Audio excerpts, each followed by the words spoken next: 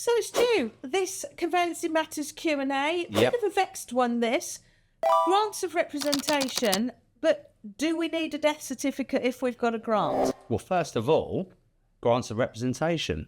It's the wording that we should be using, of course. It is, absolutely. Rather than probate, it's grants of representation, because it might not be probate, of course. Yeah, I think that's one of my little bugbears, I have to say. I mean, as practitioners, as lawyers, as the grown-ups in the room in conveyancing, we should be using the right terminology. We all fall into the habit of just saying grant of probate. Yeah. But of course, the interesting statistic, Stu, is that more people in England and Wales die without a will than with a will. Absolutely. So statistically, we're probably going to end up with more grants of letters of administration Absolutely. than grants of probate. Whereas if you say grant of representation, you can't ever be wrong. Yeah, that's it. You cover both. Yeah, exactly. So, it's one of those umbrella terms, isn't it? But so that's my little tiny point about, that bothers me about that, Stu. But, legally, if we've got a grant of representation, do we need a death certificate? That's the first question. No, absolutely not. Because the grant of probate or the letter of administration, they will cover the point, which is basically enabling you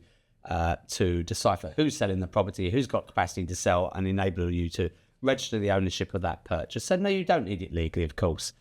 But so what's the practice point then, Stu? Because this is a really good example of technical law versus best practice. Law. Yeah. Look, I always ask for it. Why? And the reason I always ask for it, as a matter of course, is because it will give you information on what's happened. So did the proprietor, did they actually die in the property? Now, some people will be bothered about that. It may be something that actually puts off, that those people purchasing the property. Some people won't be bothered. If I got a kickback on that and I wasn't given that, I would just explain to the client that I haven't got that, by the way, just to let you know. So if it's something that bothers you, I can insist on it or not. But for me, it's not something legally you need to have, but I think it's good practice. And there is a balance, of course, of, conveyancing leading into sort of service and trying to act on our client's best interests. And I would suggest that if you've got a client buying a property and there's less administration, grants of probate, that somebody has passed away and there is a possibility it could have been in the property.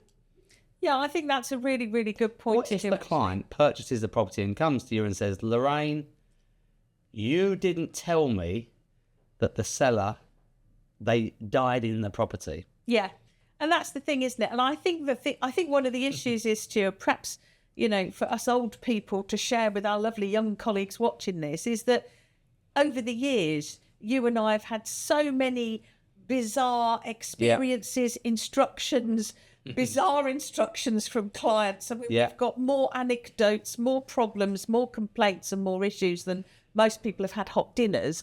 And this would just be one of those points, because theoretically, the estate agents these days should be indicating whether somebody's passed away in the property. Yeah.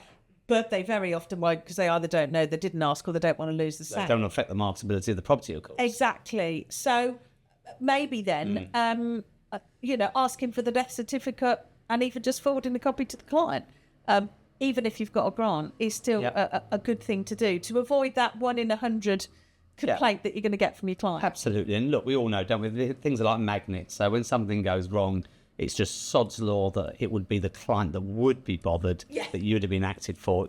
Sod's law. Yeah, absolutely. It's that age-old cliche, Stu, is if it can go wrong, it will go wrong. It will go wrong, absolutely, definitely. Absolutely. Well, thanks for that, Stu, for sharing yet more strange things that happen in conveyancing.